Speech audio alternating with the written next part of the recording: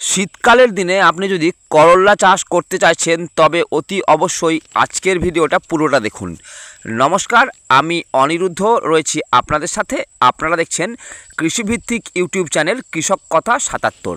বন্ধুরা, আজকের ভিডিওতে মূলত আলোচনা হবে শীতকালীন সময়ে কিভাবে আপনি করল্লা গাছের পরিচর্যা করবেন এবং কি খাবার দেবেন যার জন্য শীতের মধ্যেও কিন্তু আপনার গাছ ফলন্ত থাকবে, এবং কোন ধরনের বীজ ব্যবহার করলে আপনি অনেক বেশি উৎপাদন পাবেন।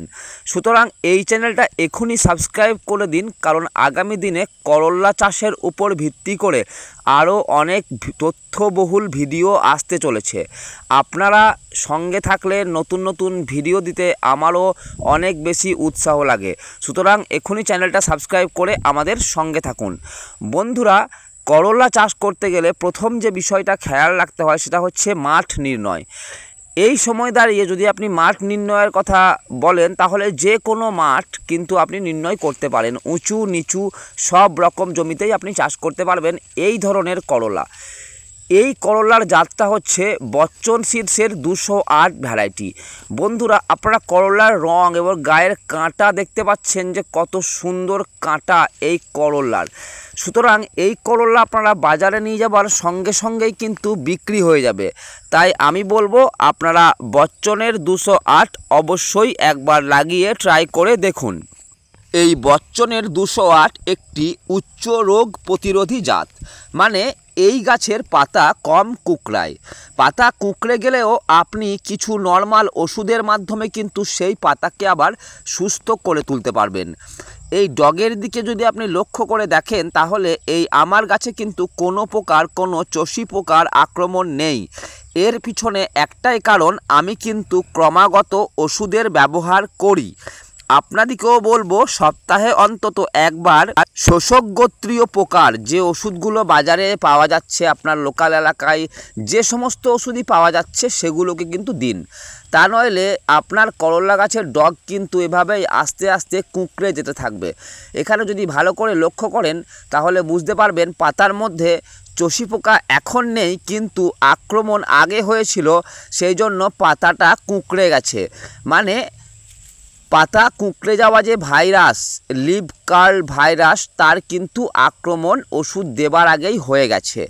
তো আপনারাও এই রোগ থেকে আপনাদের গাছকে বাঁচাতে ট্যাগ ফ্লাই, ডুমফ এই ধরনের ওষুধ অবশ্যই ব্যবহার করবেন। আপনারা ধানুকার ডিসাইড, ওবেরন, মোভেন্টো এই সমস্ত ভালো ওষুধ ব্যবহার করলে কিন্তু উপকার পাবেন। বন্ধুরা, এই যে পাতাটা আপনারা দেখছেন, এই যে হলুদ হয়ে যাওয়া করলার পুরনো পাতা, এটার জন্য ভয় পাবার কিছু নেই। এটা কিন্তু কোনো ধসা পচা নয়। দেখুন ছিঁড়ে দেখাচ্ছি, ধসা পচা গলা কিন্তু কিছু নয় এই রোগটা। এটা এক ধরনের খাবারের অভাবজনিত লক্ষণ। কোন খাবার?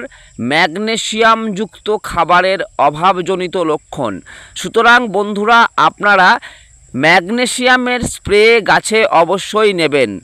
জিঙ্ক ম্যাক, এই জিঙ্ক ম্যাকের মধ্যে জিঙ্ক যেমন রয়েছে তেমন ম্যাগনেসিয়ামও রয়েছে। এই ধরনের খাবার স্প্রে করতে হবে আপনাকে করল্লা গাছে। 10 দিন 15 দিন অন্তর একবার হলেও এই ধরনের জিঙ্ক ম্যাগনেসিয়ামের মিশ্রণ আপনাকে স্প্রে করতে হবে। তাছাড়াও আপনারা করল্লা গাছে কি কি খাবার দেবেন মাটিতে? দেখুন, মাটিতে আপনারা প্রথম বেলায় ডিএপি ব্যবহার করবেন, সঙ্গে পটাশ। ইউরিয়া জাতীয় সার একেবারেই ব্যবহার করা যাবে না। আপনাদেরকে এই বিষয়টা মাথায় রাখতে হবে। চাপান সার মানেই কিন্তু ইউরিয়া ছাড়া হবে। করল্লা গাছের চাপান সার ইউরিয়া ছাড়াই হবে। বন্ধুরা, আপনারা যত রকম মিশ্রিত সার পাচ্ছেন সেই সারগুলোকে একবার, দুবার, তিনবার এইভাবে কিন্তু দিতে থাকুন। প্রথমবার যখন করল্লা গাছে কোড় দেবেন তখন গাছের বয়স হবে 18 থেকে 22 দিনের ভেতরে।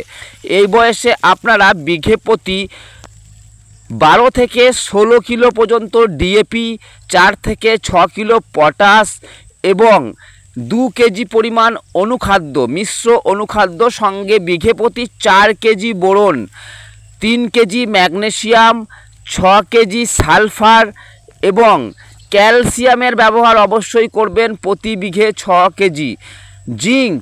জিঙ্ক যদি আপনারা ব্যবহার করেন বিঘেতে 1.5 কিলো পরিমাণ, তাহলে কিন্তু আপনাদের গাছ অনেক বেশি শক্তপোক্ত হবে, রোগকে অনেক বেশি প্রতিরোধ করতে পারবে। এই ধরনের সমস্ত খাবার আপনি যখন জমিতে ব্যবহার করবেন তখন আপনার জমির উর্বরতা ক্ষমতা বেড়ে উঠবে। সঙ্গে জৈব কার্বন হিসাবে আপনি যেটাই আপনার হাতের কাছে পাচ্ছেন, সে হতে পারে গোবর সার, হতে পারে সর্ষের খোল, হতে পারে পোলট্রির লিটার, কিংবা বাজার থেকে কিনে আনা বস্তাবন্দি জৈব সার। এর মধ্যে যে কোনো এক ধরনের জৈব কার্বন কিন্তু আপনাকে জমিতে ব্যবহার অবশ্যই করতে হবে। করল্লা গাছের ক্ষেত্রে, যে কোনো দীর্ঘমেয়াদী গাছের ক্ষেত্রেই গোবর সারের মতো কোনো সার হয় না। যখন আপনি জমিতে প্রচুর পরিমাণে গোবর সার দেবেন তখনই কিন্তু আপনার জমিতেও এভাবেই ফলন নামবে ধীরে ধীরে। ফলন অনেক দিন ধরে পেতে জৈব কার্বন, যেটা গোবর সারের মধ্যে খুব বেশি পরিমাণে রয়েছে, সেটাকে আপনাকে ব্যবহার করতে হবে। যতটা আপনার সামর্থ্য ততটা পরিমাণ জৈব কার্বন গোবর সার আপনি কিন্তু জমিতে ব্যবহার করবেন। এই যে দেখছেন, এই যে পাতা, এটাই কিন্তু ডাউনি মিলডিউ। এই ডাউনি মিলডিউর সাথে আপনি দেখছেন পাতার মাঝে ফুটো হয়ে গেছে। এটা কিন্তু এক ধরনের ব্যাকটেরিয়া জনিত লক্ষণ। আমি এই গাছে ওষুধ প্রয়োগ করেছি অ্যাকোডিফ ছত্রাকনাশক প্রয়োগের ফলে কিন্তু এই রোগ আমার কেটে গেছে। আপনারা দেখলেন পাতার ধার বরাবর জায়গাগুলো কিন্তু শুকিয়ে আসছে, মানে রোগ কেটে গেছে। আপনারা অ্যাকোডিফের সাথে ও ছত্রাকনাশক তো দিলেন, তার সঙ্গে আমি যে বললাম ব্যাকটেরিয়া, তার জন্য আমি কিন্তু এখানে কাসুকামাইসিন ব্যবহার করেছি। এই দেখছেন কত সুন্দর ফলের গঠন, দেখুন ফলের গায়ে যে কাঁটা, সেই কাঁটাই কিন্তু আপনাকে বাজারে মূল্য পেতে সাহায্য করবে। ছিঁড়ে দিলাম, দেখুন এই যে গায়ের কাঁটা, এই কাঁটা যত সুন্দর মোটা মোটা হবে তত কিন্তু আপনার করলার বাজার দর ভালো হবে বন্ধুরা। আর 5টা করলার পাশে যখন আপনার করলার ব্যাগ নামানো থাকবে, তখন কিন্তু পাইকের আপনার করল্লাটিকেই আগে ধরবে, কারণ দেখতে সুন্দর জিনিস কিন্তু বাজারে সবসময় চাহিদা থাকে।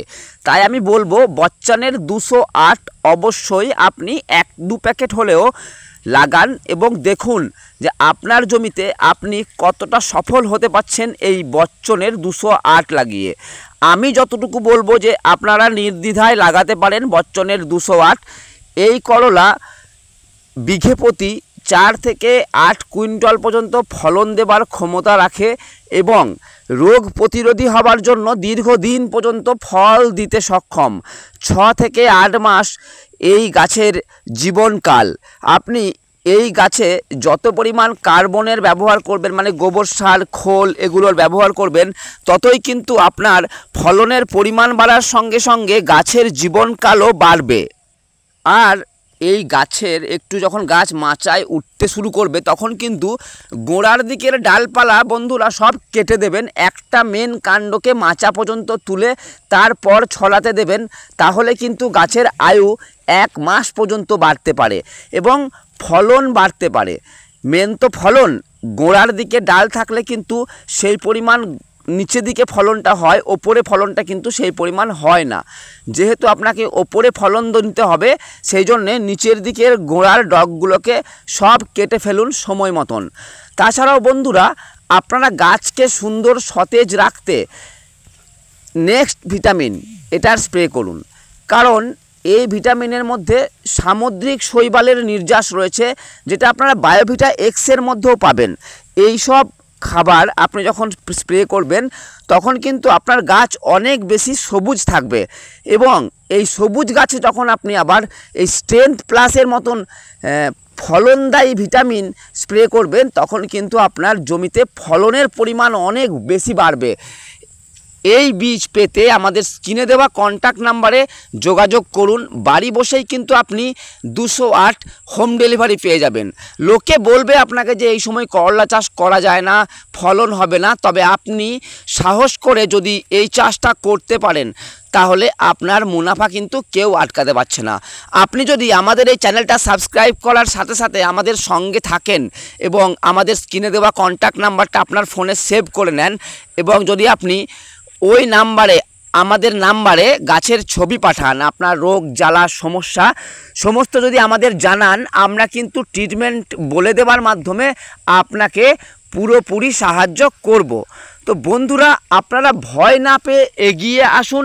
চাষে সাফল্য পেতে, এরকম ফলন পেতে অফ সিজনেই সবজি চাষ করতে হবে।